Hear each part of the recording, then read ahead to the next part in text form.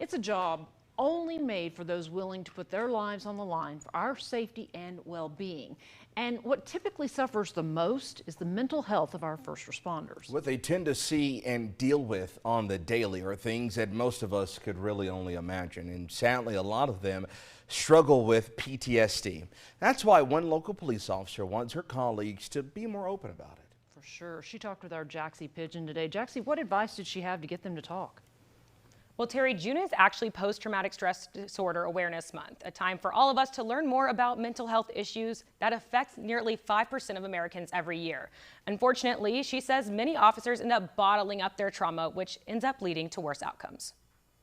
This job, it's a roller coaster. I mean, you go through twists and turns, and you go through some just horrible calls because we don't ever see people at their best. You know, we're called because people are at their worst. As a police officer for 16 years, Jennifer Pierce certainly has faced a variety of tough scenarios. It's those chilling incidents that are unavoidable for first responders, and many suffer trauma as a result. Us as law enforcement people, we see things that not normal people or the average person can't fully grasp and understand, like the graphic details that, on crime scenes. Post-traumatic stress disorder, or PTSD, can develop after seeing or experiencing life-threatening events, which of course is something that's part of the regular routine for many of our first responders. That's why the Blues Space program was created. It's a 3-day mental health retreat for officers nationwide. Everybody goes through things, but how do you handle it? That's one of the main things our program does, is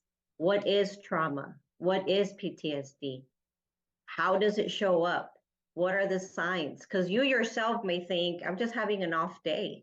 And what it is actually happening is it's starting to show its face. It's led by fellow officers who are certified in critical incident training to allow these officers a chance to unpack their on-the-job stressors with others who can relate. Pierce describes her experience at the retreat as life-changing. People need people, and us as officers, we need people too to help us get through those events, those traumatic incidences, to help us cope, to help us deal, and to help us move on. East says the decision to attend the retreat is often a difficult one for peace officers. They say they'd rather be facing the other end of a gun than having to walk into and become that vulnerable. But they don't realize that their vulnerability is what's going to make them even stronger. Pierce says without the right resources, PTSD can lead to extremely unfortunate outcomes. Sadly, I've known officers that have committed suicide as a result of it, and that's just, it's such a hard thing to deal with. And Pierce says the profession itself has a lot of stigmas, especially when it comes to mental health. We're all people. We put our pants on one leg at a time.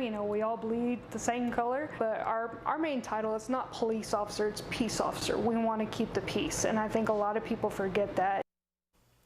And Officer Pierce says she hopes that by making others aware that it's okay to not be okay, they can help prevent suicides and other tragedies. We'll have more info over on our website, everythinglubbock.com.